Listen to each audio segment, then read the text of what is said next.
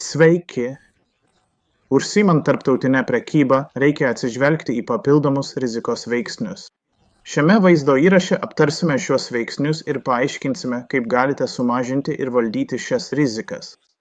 Žinoma, tai yra papildomai prie teisinių ir mokesčių klausimų, kuriuos aptarė Nickas savo vaizdo įraše Teisiniai ir mokesčių aspektai. Taigi, norėdami pradėti šį procesą, kitoje skaidrėje pažiūrėsime, kokios tiksliai yra šios papildomos rizikos. Pirmoji rizika, į kurią turėtumėte atsižvelgti, yra šalies rizika. Parduodami prekes ar paslaugas kitai šaliai, susiduriate su rizika susijusia su ta šalimi, dar vadinama politinė rizika. Politinis nestabilumas gali sukelti dramatiškus pokyčius, įskaitant ekonominės politikos pasikeitimus, nacionalizaciją, ekspropriaciją, asmeninių teisių praradimą ir fizinį pavojų. Politinis konfliktas gali paskatinti užsienio šalių reakcijas, tokias kaip ekonominės sankcijos, boikotai ir embargai. Todėl, kaip minėjome vaizdo įraše, pirkėjų ir tiekėjų sujungimas svarbu sudaryti šalių, su kuriomis esate pasirengę prekiauti, ir tų, su kuriomis neprekiausite, sąrašus. Jūsų pirkėjas gali norėti sumokėti ir arba įvykdyti sutartį su jumis, tačiau dėl savo šalies politinės ar finansinės padėties to padaryti negali. Kad galėtumėte priimti šios sprendimus, pasitikrinkite šalies profilį eksportuotojo almanache. Nuoroda pateikta žemiau šio vaizdo įrašo aprašyme. Šalių prekybos profiliai nurodo, ar šaliai taikomos sankcijos, pateikia kredito reitingus ir rodiklius susijusius su verslo vykdymo paprastumu, taip pat korupcijos suvokimo indeksą. Žinoma, šalies statusas gali pablogėti ir sutarties galiojimo metu, o tai gali neigiamai paveikti pačią sutartį. Norint apsidrausti nuo šios rizikos, galima įsigyti šalies politinės rizikos draudimą. Kita rizika, kurią reikia apsvarstyti, yra, ar prisimate kredito riziką dėl savo užsienio kliento. Jei taip, tuomet turėtumėte paprašyti kredito rekomendacijos. Eksporto almanache tarptautinės kredito reitingų agentūros pateikiamos skyriuje pagalbinės paslaugos.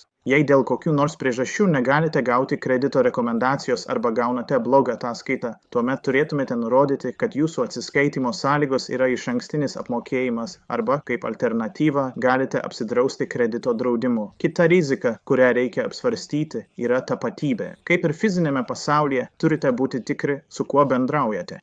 Čia yra du aspektai – įmonės tapatybė ir asmens, atstovaujančio įmonei, tapatybė. Nesvarbu, ar tai būtų skaitmeninėme ar fizinėme pasaulyje, turėtumėte atlikti tokį pat kruopštų abiejų tapatybių patikrinimą. Taip pat norėtume pabrėžti, kad tai vienodai svarbu tiek vidaus, tiek tarptautinėje prekyboje. Įmonės tapatybė. Yra 5 galimi šaltiniai, kuriais galima pasitikrinti įmonės tapatybę. Daugumoje šalių galite patikrinti jų registracijos duomenis oficialiame įmonių registre internete. Peržiūrėkite šalies prekybos profilį Atporters Almanach leidinyje. Jei oficialus įmonės registras yra internete, ten rasite ir nuorodą. Taip pat galite patikrinti jų įrašą Kompas sistemoje, jei įmonė ten registruota, kad gautumėte daugiau informacijos. Nuorodą į Kompas taip pat rasite žemiau aprašyme. Kaip jau minėjome, galite paprašyti kredito ataskaitos. Es šalyse įsikūrusiems pirkėjams taip pat reikėtų patikrinti jų PVM ir EWR numerius, kurių bet kuriuo atveju prireiks komerciniuose ir muitinės dokumentuose. Šios numerius galima rasti Es interneto svetainėje. Vėlgi, nuoroda pateikta žemiau aprašyme. Ar įmonės interneto svetainė atitinka visų šių informacijos šaltinių duomenis? Ar tikrai bendraujate su tikra įmonės svetainė? Atkreipkite dėmesį, kad sukčiai labai geba sukurti įtikinamus netikrus dokumentus. Kuo daugiau šaltinių galite patikrinti ir palyginti, tuo geriau. Gerai, tarkime, kad esate patenkinti įmonės tapatybę, ar tikrai bendraujate su teisėtu šios įmonės atstovu? Asmens tapatybė. Patikrinkite kontaktinio asmens tapatybę. Ar jie iš tikrųjų atstovauja įmoniai, su kuria bendraujate? Ar jie yra direktorius? Ar jie yra nurodyti įmonės interneto svetainėje? Ar juos galima pasiekti per įmonės centrinę telefono liniją? Ar jie turi įmonės pašto adresą? Ar jų LinkedIn profilis yra patvirtintas? Ar esate tikri, kad nebendraujate su avataru?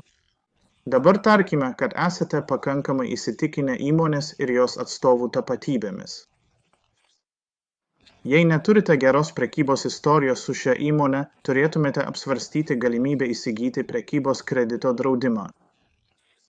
Draudimas yra svarbus ir kartais būtinas elementas, siekiant apsaugoti savo įmonę. Kad padėtume jums valdyti šias išlaidas, siūlome skirti kelias minutes ir gauti keletą konkurencingų prekybos kredito draudimo pasiūlymų, apimančių bet kokį jūsų suteikiamą kreditą. Šias paslaugas gali teikti privačios draudimo bendrovės ir valstybinės agentūros.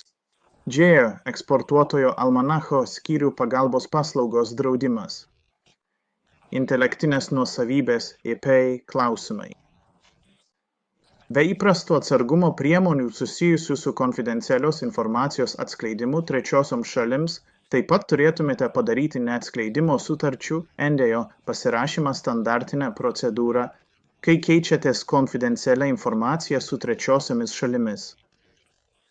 Jos yra teisiškai privalomos ir apima visų šalių konfidencialią informaciją, taip pat nustato, kas turi būti daroma su šia informacija bet kokių santykių pabaigoje. Aiškiai pažymėkite bet kokią autorių teisių saugomą medžiagą savo įmonės pavadinimu ir data prieš platindami ar dalindamiesi ją su trečiaja šalimi.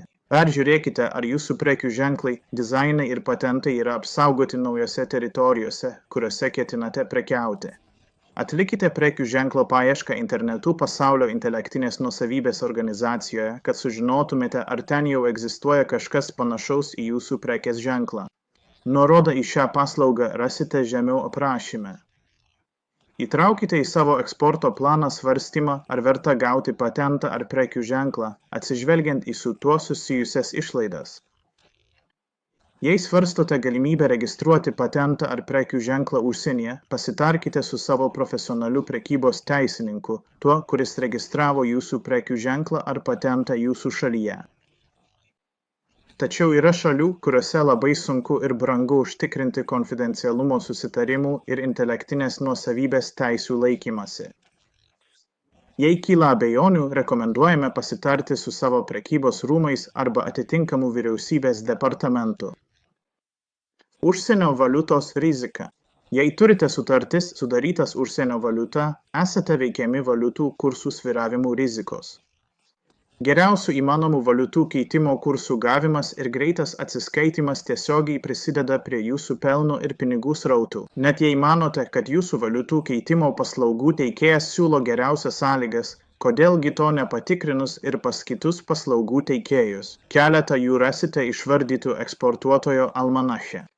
Žiūrėkite pagalbos paslaugų, tarptautinių bankų ir finansų skyrių.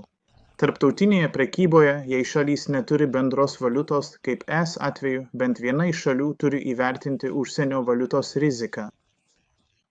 Vienas iš jūsų gaus arba mokės užsienio valiutą ir tai yra rizika, kurią galima padengti už tam tikrą kainą, kuri savo ruožtu turėtų būti įskaičiuota į kainą.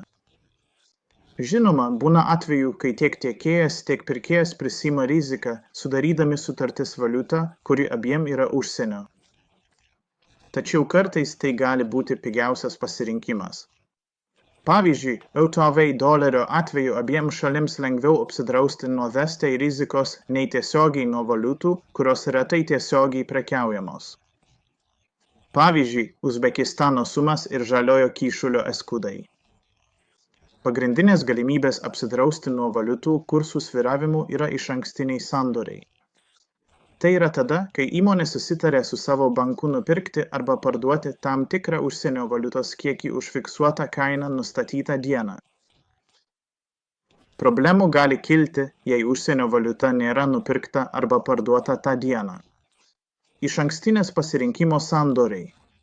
Tai yra tada, kai pirkėjas arba pardavėjas turi teisę, bet ne pareigą, nupirkti arba parduoti tam tikrą užsienio valiutos kiekį už fiksuotą kursą. Paskutinis svarbus aspektas – prekių nepristatymas arba prekių sugadinimas transportuojant. Tai gali nutikti ne dėl pirkėjo ar tiekėjo kaltės. Svarbiausia, kad transportavimo rizikos būtų apdraustos. Tereikia susitarti, kas už tai mokės. Šioje skaidrėje aptarėme daug dalykų, todėl manome, kad būtų naudinga kitoje skaidrėje apibendrinti pagrindinius punktus. Aptarėme keletą rizikų, kurias visas galima sumažinti atidžiai patikrinus savo sandorio šalies būklę. Tačiau labai svarbu pasirūpinti tinkamų draudimų, kuris padengtų politinę riziką. Jei dėl kokių nors priežasčių jūsų sandorio šalies šalis neleidžia arba negali atlikti mokėjimo, jūs vis tiek gaunate pinigus. Prekybos kreditas. Jei jūsų sandorio šalis negali arba nesumoka, jūs vis tiek gaunate pinigus. Gabenimo rizikos. Jei jūsų prekės nėra pristatomos arba yra sugadinamos transportavimo metu, jūs vis tiek gaunate pinigus. Jei yra valiutų keitimo rizika, galite apsvarstyti galimybę sudaryti išankstinį sandorį arba pasirinkimo sandorį su savo banku. Tai reiškia, kad tiksliai žinote, kiek turėsite sumokėti ar gauti savo valiutą.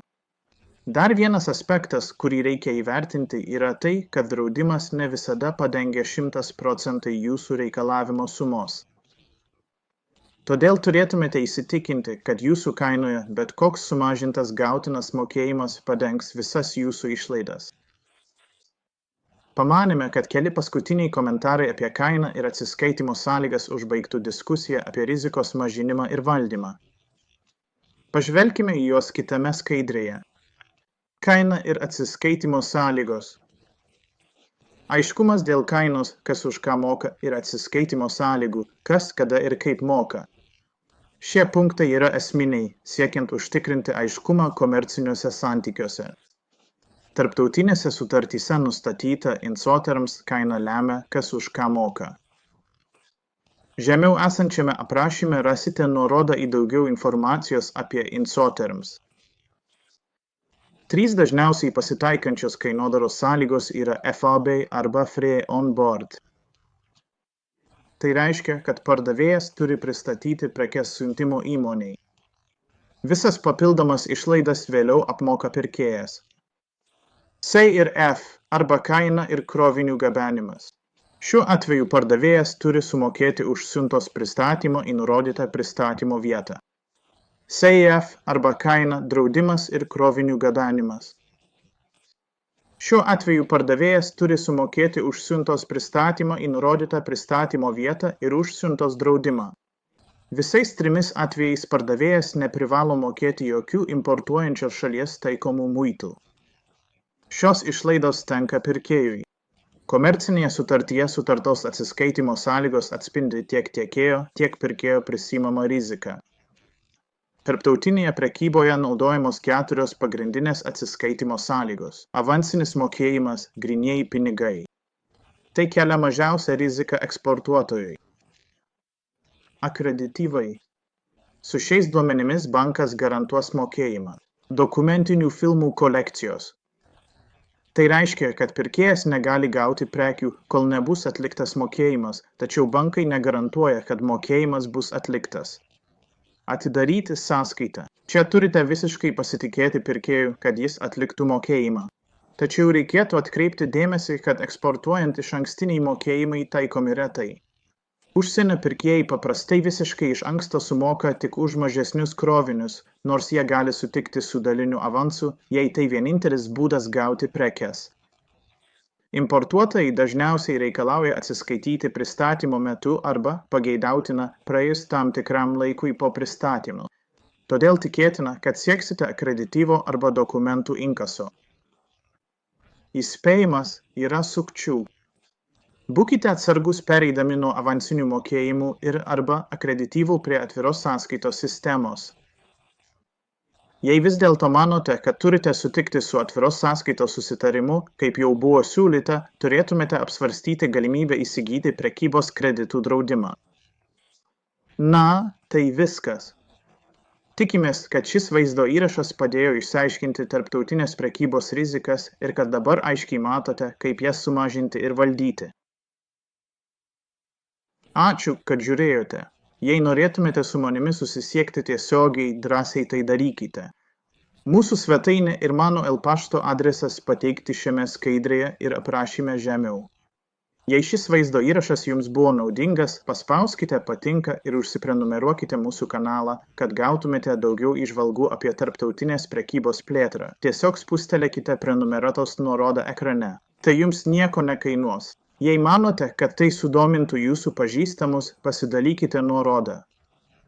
Peržiūrėkite kitą grojaraštyje. Jis pateiktas čia pat.